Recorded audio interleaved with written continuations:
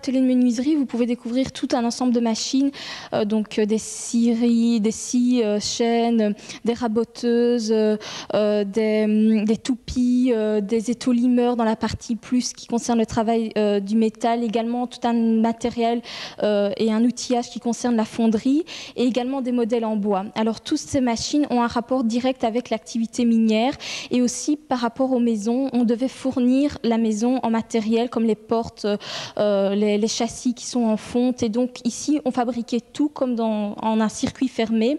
On fabriquait tout le matériel nécessaire, que ce soit au travail et également à la vie de la cité.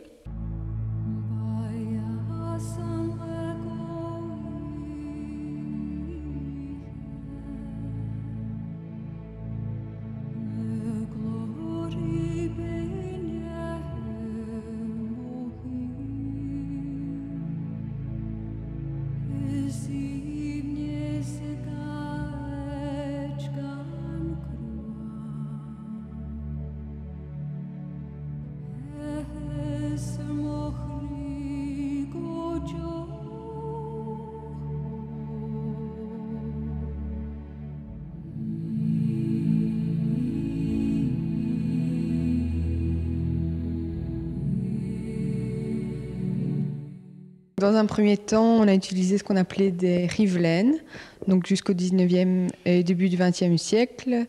Donc c'était assez léger. C'est à une époque où on travaillait 12 à 14 heures par jour.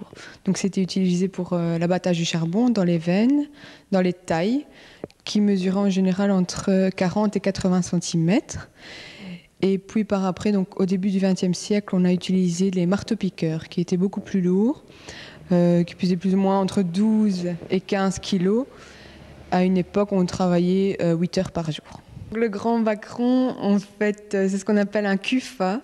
En fait, c'est ce qu'on utilisait avant la cage, donc jusque plus ou moins 1850, donc à l'apparition de la cage. Donc c'était un moyen pour descendre dans le puits.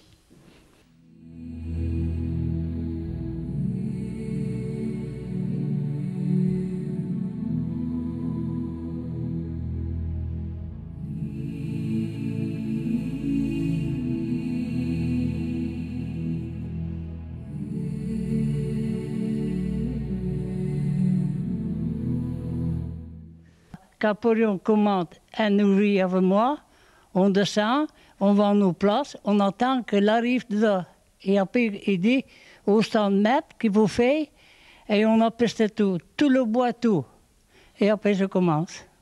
On a nos places commandées déjà.